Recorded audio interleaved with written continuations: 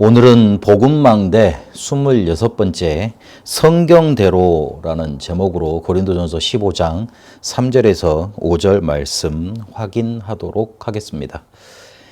우리가 흐름 속에 있어야 됩니다. 다른 말로 하면 흐름 속에서 벗어나지 않아야 됩니다. 우리가 흐름을 벗어나면 어떤 결과를 가지고 오느냐. 창세기 3장에 내가, 창세기 6장에 내 현실이, 창세기 11장에 내 미래가 발목을 잡습니다. 더 자세히 말한다면 창세기 3장, 6장, 11장이 내 발목을 붙잡게 됩니다. 창세기 3장에 아무리 잘해도, 아무리 좋은 것을 내어놓아도 내 주장이 우선되게 되어 있습니다. 창세기 3장에 나타나 있는 것처럼 내가 하나님이 되는 것처럼 내가 하나님 이치로 가서 내 중심으로 모든 것을 해석하고 답을 내게 됩니다. 그리고 창세기 6장에 보면 내 현실, 이게 먼저 됩니다. 내 현실이 먼저가 있게 됩니다. 그러니까 내 현실 속에 보이는 내가 원하는 것들, 내가 좋아하는 것들, 그것 위주로 모든 것을 이렇게 하게 되어 있습니다. 이러니 현실이 먼저 보이니 이익과 손해를 따지게 되어 있습니다. 그리고 그에 따라서 흔들리는 인생 속에 들어가게 됩니다. 그리고 창세기 11장에 보니까 아무래도 내 미래가 보장이 되어야 될 것 같습니다. 하나님이 언약하신 거, 그거 가지고는 내 인생이 완벽하게 흘러갈 것 같지가 않습니다. 분명히 홍수 심판을 끝내시고 노아가 무태에 내려왔을 때 제사를 드렸잖아요. 그러면서 그 향기를 흠양하시고 내가 다시는 물로 너희를 심판하지 않겠다. 그러면서 무지개를 언약으로 주셨지 않습니까? 그런데 사람들 마음속에 이 하나님이라는 존재는 언제든지 우리를 또 쓸어버릴 수 있다. 그래서 우리가 힘을 합치자. 힘을 합치면 저 하나님께도 우리가 대항할 수 있지 않을 거냐. 그럴 수 있을 거다. 그래서 우리의 불안정함과 불안정을 해소를 하자. 그렇게 마음을 모았습니다. 우리도 흐름을 벗어나면, 언약의 흐름 속에서 벗어나 있으면 우리 중심대로 생각을 하다가 내 현실만 바라보다가 내 미래를 보장받기 위해서 불안정과 불안함을 견디지 못하고 그런 바벨탑을 쌓게 됩니다. 어느 날 자연스럽게 축복의 대열에서 벗어나 있게 됩니다. 창세기 3장 15절 이걸 우리에게 언약의 흐름으로 주셨을 때 그 당시에 벗어나 있었던 사람들이 창세기에 기록되어 있습니다. 창세기에는, 그리고 성경에는 믿음이 좋았던 사람들만 기록해 놓지 않으셨습니다. 흐름 속에 있었던 사람들은 소수였고 흐름 밖에 있었던 대다수의 사람들의 행적도 기록해 놨습니다. 그래서 가장 첫 번째로 창세기 3장 15절에서 벗어났던 사람이 가인이었습니다. 흐름 속에서 벗어나서 그냥 또 창세기 3장, 6장, 11장의 흐름으로 살았던 거예요. 그러니 어떻게 됩니까? 자기가 생각했던 대로 자기가 길러냈던 거, 그거 가지고 자기 식대로 하나님께 예배를 드립니다. 자기는 잘했다고 생각을 했겠죠. 그런데 하나님 보시기에는 언약의 흐름을 줬는데, 메시아라는 흐름을 줬는데 그거는 딱 제쳐놓고 자기의 흐름대로 제사를 드리고 예배를 드렸던 겁니다. 홍수 시대에 하나님의 아들들이 자기 마음에 원했던 대로, 자기 마음에 보이는 대로 이쁜 여자를 자기의 모든 아내로 삼았다, 그렇게 말을 하고 있습니다. 하나님이 주신 언약의 흐름에서 벗어나 있었던 겁니다. 노아의 둘째 아들들도 마찬가지입니다. 언약의 흐름에서 벗어나 있으니 아버지의 흠을 덮는 대신에 아버지의 흠을 오히려 다른 형제들한테 드러내놓는 그런 흐름으로, 잘못된 축복에서 벗어난 그 흐름으로 가게 됩니다. 뭐 틀린 건 말을 해야 되죠. 고쳐야 되죠.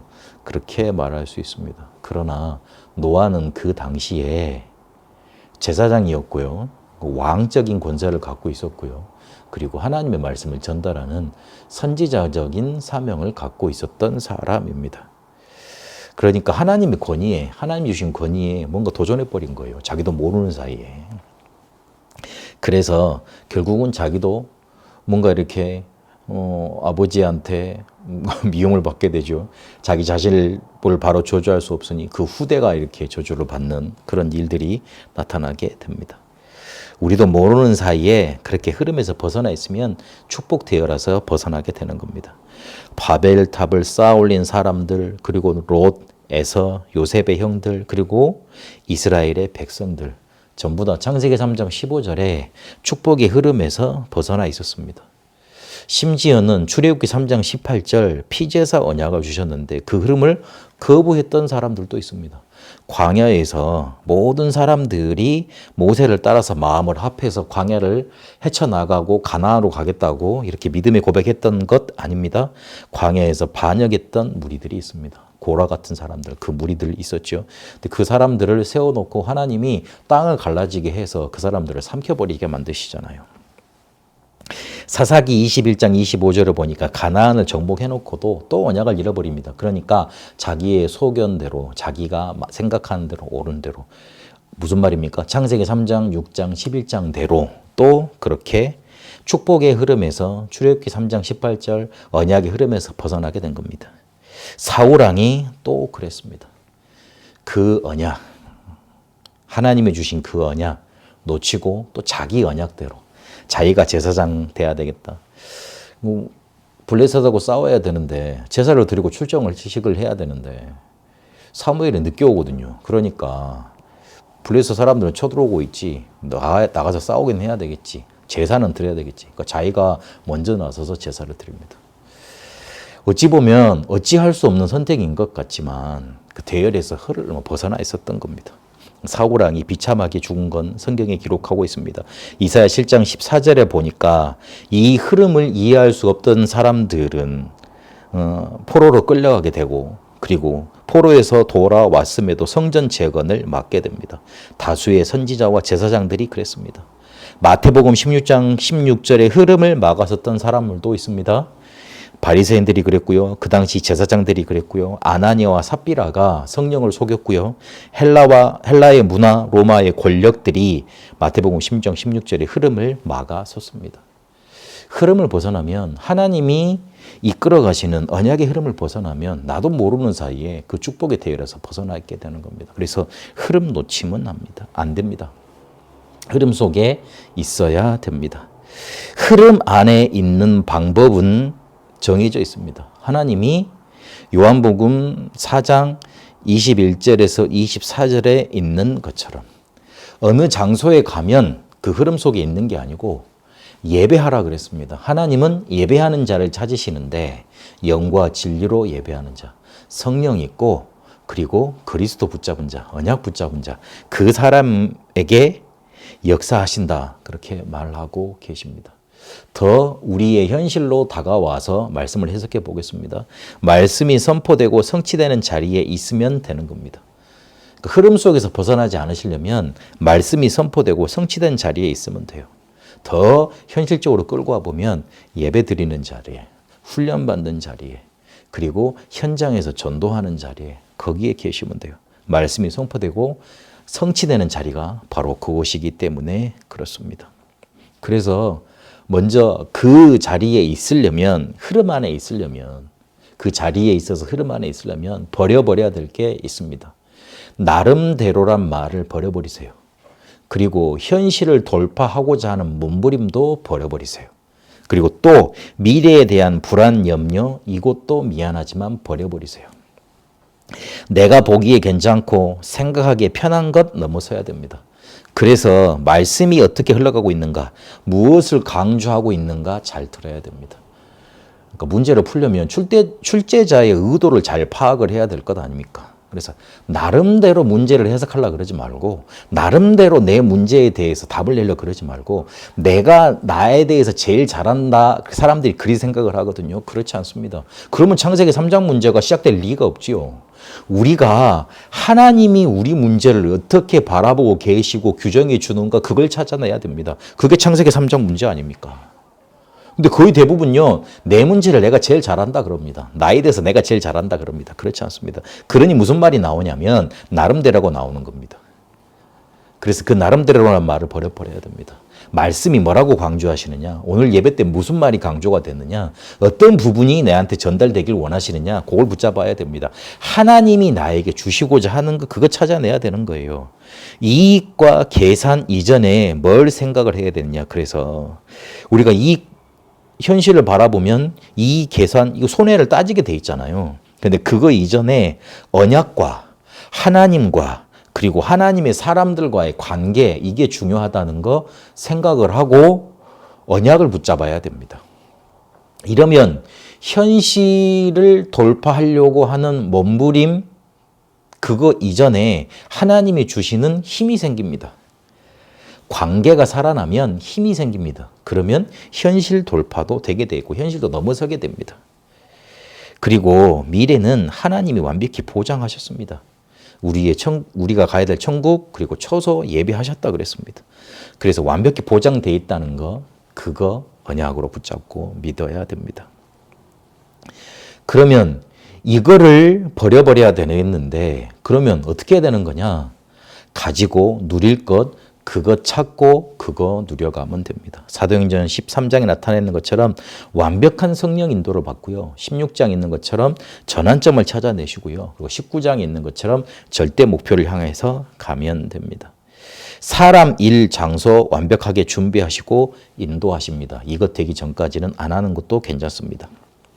완벽하게 준비하셨기 때문에 이렇게 나에게 보여져서 열릴 때까지는 가만히 있는 게 좋습니다. 하나님이 저에게 이런 시간표를 몇 번 주셨던 것 같아요. 완전히 하나님이 나를 코너로 모아놓고 제한적 집중을 하게 하시더라고요. 모든 것이 끊어지게 만드시더라고요. 그런데 말씀 보고 기도하고 말씀 보고 기도하고 또 현장 찾아가고 그랬는데 하나님이 사람, 일, 장소 예배 놓으시더라고요. 저는 한 번도 이력서를 써서 어디에 내가지고 이렇게 창빙을 받아본 적이 없습니다. 오라 그러더라고요. 그러면 그 뒤에 써서 갔어요. 확인을 해야 되니까. 그렇게 인도를 받았습니다. 그 전까지는 안 움직입니다. 그런데 그게 바로 성령의 인도하심이었고, 그리고 그렇게 인도해 나가시는 걸 확인하게 하셨습니다. 그래서 사람, 일, 장소, 하나님 완벽하게 인도하시는 거 그거 보기 전까지는 기다려야 됩니다. 기도해야 됩니다. 그리고 문이 막힐 때 있습니다. 그러면 사람들이 실패했다고 생각을 합니다. 실패했다 생각을 하면 그걸 넘어서려고 뭔가 많은 노력들을 합니다. 현실 돌파를 하려고 그러죠. 그거 하지 말고 그 이전에 하나님이 더 좋은 축복으로 응답을 예비하셨다는 걸 확인을 하고 하나님이 문을 막으셨다는 것 인정을 하고 조금만 기다려보고 기도해 보면 됩니다. 13장보다는 더 깊은 성령 인도를 받는 거죠. 그러면 하나님이 더 큰 축복으로 인도해 가십니다. 그리고 우리가 진짜 해야 될 것, 가야 될 곳은 정해져 있습니다. 세계복음입니다. 237과 5천 종족입니다. 그것 위에서 절대적으로 가야 될 곳이 바로 로마입니다. 그렇기 때문에 그 절대 목표를 딱 붙잡으세요. 그러면 우리의 미래에 보이게 돼 있고, 그리고 절대 목표를 향해 가면 하나님이 우리 미래를 책임지시게 되어 있습니다. 흐름 속에 있어야 됩니다. 흐름 절대 벗어나면 안 됩니다. 나도 모르는 순간에 나를 탈락시키는 창세기 3장, 6장, 11장의 나를 딱 발목 잡습니다. 우리는 거기에 붙잡혀서는 안 됩니다. 하나님은 오늘 성경을 통해서 강조하시는 흐름을 우리에게 알려주십니다. 바로 그리스도입니다. 그 그리스도가 성경에 약속된 대로 죽으셔야 됐다. 그리고 약속된 대로 부활하셨다. 그렇게 성경대로 죽으시고 부활하셔서 우리에게 그리스도가 되시고 우리에게 구원자가 되셨다. 그거를 강조하십니다. 그 흐름으로 성경은 기록되어 있고 그 흐름으로 우리를 살리려고 하십니다. 그래서 그 흐름 붙들어야 됩니다. 우리가 가장 처음, 가장 먼저, 가장 중요하게 있어야 될 흐름이 뭐냐? 그리스도 그 언약 속에 우리가 있는 겁니다. 다른 데 벗어나지 마세요. 다른 거 붙잡지 마세요. 실패했다고 다른 것 해결책 붙잡지 마세요. 사람들이 거의 대부분 엘리야, 에레미야, 선지자, 세례 요한 요걸로 자기들의 흐름을 가지고 갑니다. 내가 뭔가 남한테 베풀지 못해서 그런가? 내가 뭔가 지식이 부족해서 그런가? 내가 뭔가 깨끗하게 살지 못해서 그런가? 정의롭지 못해서 그런가? 그렇게 따지고 듭니다. 종교예요. 종교의 흐름이에요. 하나님은 우리에게 그리스도를 강조하십니다. 그분이 성경대로 죽으시고 성경대로 부활하셨다. 그거를 우리에게 계속 강조하시는 흐름으로 이끌어 가셨습니다. 그러면 우리도 그 흐름 속으로 먼저 들어가야 됩니다. 그 흐름 속에 여러분 들어가게 되시길 바랍니다. 성경대로 죽으셨다 그랬습니다. 그리스도께서 우리의 죄를 위해서 죽으셨다고 마가복음 10장 45절에 우리 죄를 담당하셨다고 말씀하십니다. 죄의 결과로 인해 우리는 죽어야 됐습니다. 로마서 6장 23절에 보니까 죄의 삭은 사망이라 그랬습니다. 에베소서 2장 1절에 보니까 우리의 죄와 허물로 인해 죽었죠. 그리고 에베소 2장 2절에 보니까 공중 권세 잡은 자를 따라 살아야만 했습니다. 에베소서 2장 3절에 보니까 본질상 진노의 자녀로 재앙과 저주 속에 살아야만 했습니다. 우리의 죄가 그토록 무섭습니다. 그래서 해결해야 됩니다. 안 그러면 우리가 살아날 수가 없습니다. 예수께서 그리스도로 오셔서 우리의 죄를 위해서 죽으신 겁니다. 죄인된 인간이 자기의 목숨을 내어놓으셨습니다. 히브리서 4장 15절에 보니까 죄가 없으신 분이 자기 목숨을 내어놓으셨다 그랬습니다. 창세기 3장 15절 여자의 후손만이 그 일을 할 수 있습니다. 남자의 후손은 구원자가 될 수 없어요. 같은 죄인이기 때문에요. 여자의 후손은 남자의 씨로 잉태되지 않은 처녀에게서 나온 사람이어야만 합니다. 이사야 7장 14절에 그렇게 기록하고 예언했습니다. 마태복음 1장 21절에 보니까 그분이 바로 예수님입니다. 그 예수님이 마태복음 16장 16절에 보니까 하나님의 아들이시고 그리스도가 되셨습니다. 그분이 우리 모두의 재앙을 담당하시겠다고 이사야 53장 6절에 보니까 약속하셨습니다. 그 약속대로 오셔서 우리 죄를 위해서 자기 목숨을 내어놓으심으로 성경대로 죽으신 겁니다. 이분은 성경대로 살아나셨습니다. 구약에 이미 그리스도의 부활에 대해서 약속하셨습니다. 시편 16편 9절에서 10절까지요. 예전 개역 한글에 보면 이렇게 기록하고 있습니다. 이러므로 내 마음이 기쁘고 내 영광도 즐거워하며 내 육체도 안전히 거하리니 이는 내 영혼을 음부에 버리지 아니하시며 주의 거룩한 자로 썩지 않게 하실 것임이니이다. 다윗의 고백입니다.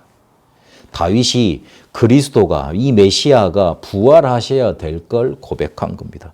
하나님이 그리스도를 저 멸망 속에 가만히 놔둘 수가 죽음 속에 그냥 놔두실 수가 없다. 그래서 부활하게 하신다. 그걸 바라봤던 겁니다. 호세아 6장 2절에는요. 여호와께서 이틀 후에 우리를 살리시며 제3일에 우리를 일으키시리니 우리가 그 앞에서 살리라. 부활에 대해서 말하고 있습니다. 요나서 2장 6절에 보니까 내가 산의 뿌리까지 내려가 싸우며 땅이 그 빗장으로 나를 오래도록 막아 싸우나 나의 하나님 여호와여 주께서 내 생명을 구덩이에서 건지셨나이다. 요나는 큰 물고기 뱃속에 들어가서 3일 만에 나왔지 않습니까? 마태복음 12장 39절에서 마태복음 12장 39절에서 40절까지 보니까 예수님이 이 패역한 세대에게 요나의 표적밖에는 보일 것이 없다 하셨습니다. 바로 부활을 말씀하신 겁니다. 부활은 사실입니다.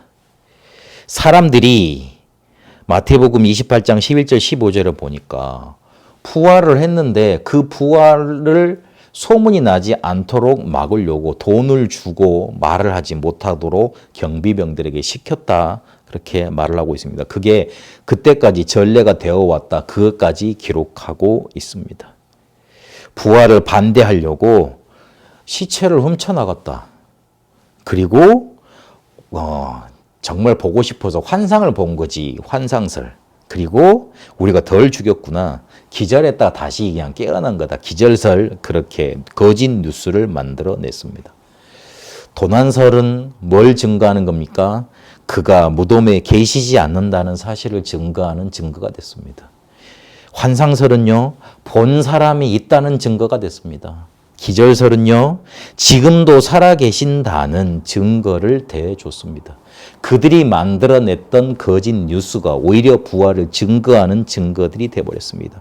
그는 무덤에 계시지 않고 그리고 본 증인들이 있었고 지금도 살아계셔서 우리와 함께 하시는 겁니다. 그래서 부활은 사실입니다. 역사적인 있었던 사건이기도 하지만 지금 우리에게 적용되고 있는 살아있는 사실인 겁니다. 그리스도는 부활하셔야만 합니다. 그래서 성경대로 살아나셨다 그렇게 말을 하고 있습니다. 왜냐하면 그분은 하나님이시기 때문에 그래요. 요한복음 1장 1절에 말씀이 곧 하나님이다 그렇게 말씀하고 계십니다. 요한복음 10장 30절에 나와 아버지는 하나다 그랬습니다.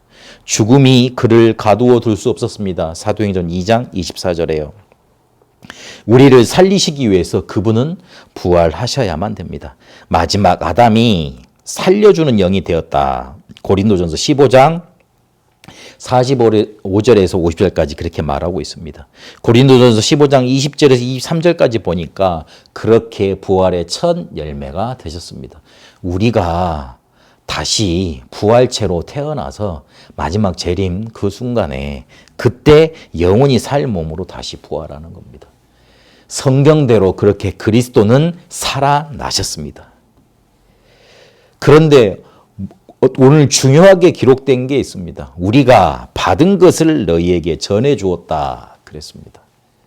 성경대로 죽으셨고 성경대로 살아나셨다는 이 사실을 전해준 자가 있었던 겁니다. 그래서 나도 이걸 가지고 구원을 받고 그 흐름 속으로 들어갔고 그리고 그것을 전해주는 자로 너희에게 전해준다 그렇게 말을 하고 있습니다. 바울을 그리스도께서 직접 부르셨습니다. 그런데 그 뒤에 보면 아나니아를 통해서 그 부르심을 깨닫게 하십니다. 직접 말씀하셔도 되는 거잖아요. 그런데 사도행전 9장 6절에 보니까 내게 행할 것을 내게 이를 자가 있다 그렇게 말을 합니다. 그러면서 아나니아를 또 그 다음에 보면 딱 찾아가세요. 그러면서 아나니아라는 제자에게 바울에게 이걸 전달하라 깨닫게 하라 메시지를 주십니다. 고린도전서 1장 21절에 보니까 하나님은 우리를 구원하시기에 전도라는 미련한 곳으로 하시기를 기뻐하셨어요.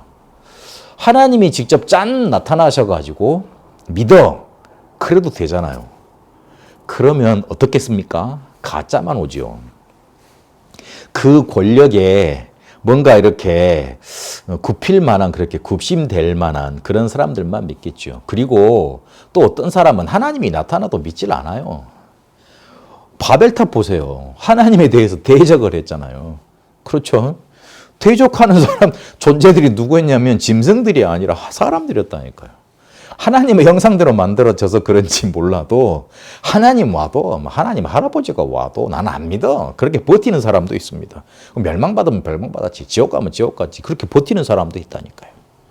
그래서 전도에 미련한 것으로 사람이 가서 전했는데 그게 사람이 전한 것으로 들려지지 않고 하나님이 나에게 전하는 말씀으로 들려지는 사람이 있습니다.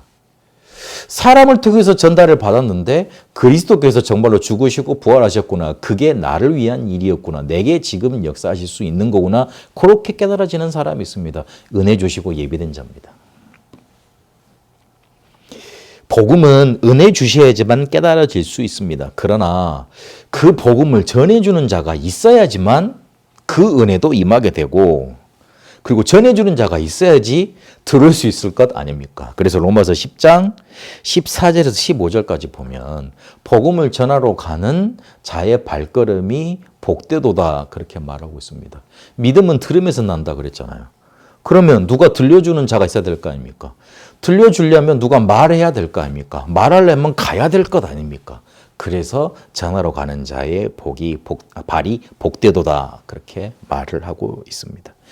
우리가 있는 곳, 특히 돈을 벌러 가는 그 곳에 반드시 구원받기로 작정된 자 예비되어 있습니다. 이거 기억해야 됩니다. 사도행전 13장 48절. 구원 주시기로 작정된 자가 예비되어 있습니다. 근데 어디예요? 우리가 가는 곳. 특히 우리가 돈 벌러 가는 그 현장. 우리는 돈 벌러 가는데 아이고 내가 이걸 안 하고 하면 힘들지 그렇게 하고 가잖아요. 그런데 하나님은 그곳에 우리가 돈 벌러 가는 곳은 억지로도 계속 가는 곳 아닙니까? 그리고 우리가 시간을 계속 많이 보내는 곳 아닙니까? 근데 그 현장 우리는 거의 대부분 억지로 가서 이렇게 내가 돈을 벌어야 되니까 저기 있는 사람의 돈을 내가 끄집어내 와야 되니까 막 억지로 막 나를 비굴하게 해도 참고 그다음에 막 돈을 벌어야 되니까 어떤 것도 서슴지 않고 그렇게 하고 그랬던 자리였잖아요. 근데 하나님은 그곳에 나를 통해서 복음을 전달받을 자를 예배해 두신 거예요. 그 예비된 자는 갈급한 자, 충성된 자, 사명자로 준비되어 있습니다. 사도행전 16장을 보면 자세히 나타나 있습니다. 그래서 구원의 길 메시지와 제자를 양육할 수 있는 메시지가 준비되어 있어야 됩니다. 바울이 이걸 잘했습니다. 14권 서신으로 제자를 양육했고요. 그리고 가는 곳마다 예수가 그리스도라고 증거하는 구원의 길 메시지를 전달했습니다. 여러분, 그래서 구원의 길 메시지와 개인적으로 사람을 만났을 때 양육할 수 있는 메시지, 이거는 준비되어 있어야 됩니다. 우리가 가지고 있으면 전해주기가 쉽습니다. 그런데 가지고 있지 않으니 이게 불가능해집니다. 신앙생활, 기도, 전도가 어려운 이유가 여기에 있습니다. 내가 가지고 있지 않으니 신앙생활, 기도, 전도 이게 어려운 거예요. 가지고 있지 않아서 이게 어려운 겁니다. 쉽게 말하면 가짜인 거예요. 가짜는 반드시 들통이 나잖아요. 근데 가지고 있는데 몰라서 그럴 수도 있습니다. 육신에 가로막혀서 영적인 건 놓치고 살기 때문에 그럴 수 있습니다. 그래서 육신적인 것만 보면서 계산만 열심히 하고 있으니까 이익과 손해, 그리고 또 오늘만 보고 있으니까 그럴 수 있습니다. 또 가지고 있는 것 아는데 나는 가지고 있는 거 그렇게 확신도 되는데 이걸 누리지 못해서 그래요. 문제 오면, 갈등 오면, 위기 오면 두렵고 또 귀찮고 피하고 싶고, 그리고 뭔가 이렇게 눌려 있어서 그거를 못 누려서 그렇습니다. 기도 조금만 하고 예배에 조금만 집중하면 풀려지는 실마리가 나타나게 됩니다. 그렇게 붙잡게 되시길 바랍니다. 흐름에서 벗어나면 안 됩니다. 창세기 3장, 6장, 11장으로 돌아가 버립니다. 하나님은 우리에게 그리스도를 강조하셔서 그 속에서 멸망받지 말고 축복으로 들어와라 그럽니다. 그래서 성경 속에 그리스도의 죽으심과 부활, 이거를 계속 강조하시고 우리가 그 흐름 속에서 살고 살리고 누리는 응답을 받길 원하십니다. 그래서 오늘 말씀을 맺습니다. 흐름을 봐야 됩니다. 무슨 말입니까? 흐름을 확인하라는 말입니다. 하나님이 나에게 지금 어떻게 말씀으로 역사하시고 기도 응답하시고 전도로 이끌어 가시는가, 그거를 확인해야 됩니다. 성삼위 하나님이 우리에게 실제적으로 역사하시는 방법이 말씀 성취, 기도 응답, 전도의 역사입니다. 성삼위 하나님이 그렇게 우리에게 역사하십니다. 성부 하나님이 지금도 우리에게 말씀 주시고 성취하고 계시고, 성자 그리스도께서 구원의 사역을 쉬지 않고 계십니다. 성령 하나님께서 우리의 기도에 응답하고 계십니다. 그래서 그 흐름을 보고 확인할 수 있으면 됩니다. 가장 구체적으로 메시지 흐름을 놓치지 마세요. 강단은 우리와 가장 가깝고 관계 있는 말씀이 흘러나옵니다. 에스겔서 47장에 보니까 성전에서 물이 흘러서 문지방부터 흘러 타고 넘쳐서 계속 저 강가로 가죠. 그렇죠. 그래서 물이 흘러나오면 강단에서 가장 가까운 나에게 영향이 미쳐지는 겁니다. 말씀을 듣는데 내가 2주일 동안 고민했던 거, 그리고 응답받았던 거, 그거를 목사님이 어떻게 알고 말을 하지? 그러면 여러분 흐름 잘 타고 계시는 겁니다.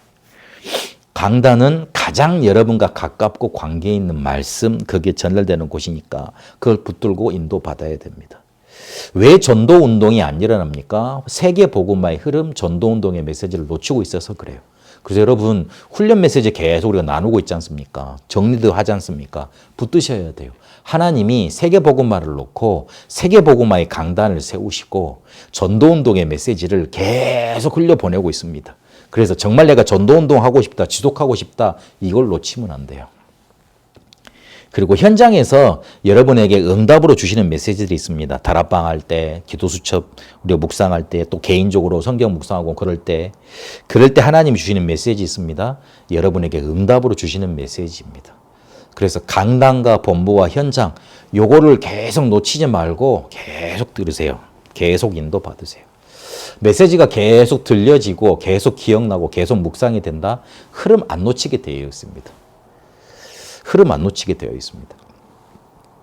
그러면 그 뒤에 뭐가 오느냐? 응답이 오고 전도의 역사가 일어나게 되어 있습니다. 그래서 기도응답과 나의 전도 흐름을 확인하면 됩니다. 이거를 24, 25 영혼으로 가져가는 거예요. 하나님은 24 응답하고 계시고 그리고 24 우리를 인도하고 계십니다. 그런데 응답이 없는 것처럼 보이잖아요. 확인하지 못하고 있을 뿐입니다. 응답이 보일 때까지 이게 하나님이 주신 응답이라고 확신될 때까지 24 기도 속으로 들어가면 됩니다. 계속 쉽게 말하면 계속 기도하면 돼요. 그러면 응답이 보이게 돼 있어요. 할 때까지 하면 되는 거잖아요. 그러면 하나님 나라와 그 일이 나타날 때까지 조금만 누리면서 기다리면 됩니다. 나의 전도를 찾고 하다 보면 하나님의 나라가 임하게 되고 하나님 나라의 일이 나타나게 되어 있습니다. 나의 전도, 내가 할 수 있는 전도, 그리고 내가 해야 되는 전도, 요걸 좀 찾아내세요. 그 주변에 있는 사람들한테 우리 지금 나눠주고 있는 깊은 셈 있잖아요. 그것만 전달해도 괜찮아요. 근데 그거를 매일 만나는 사람한테 전달하려고 하다 보면 굉장한 기도와 굉장한 뭔가 신경이 쓰이게 되어 있습니다. 그래서 조금만 그렇게 나의 전도를 찾아내면 됩니다.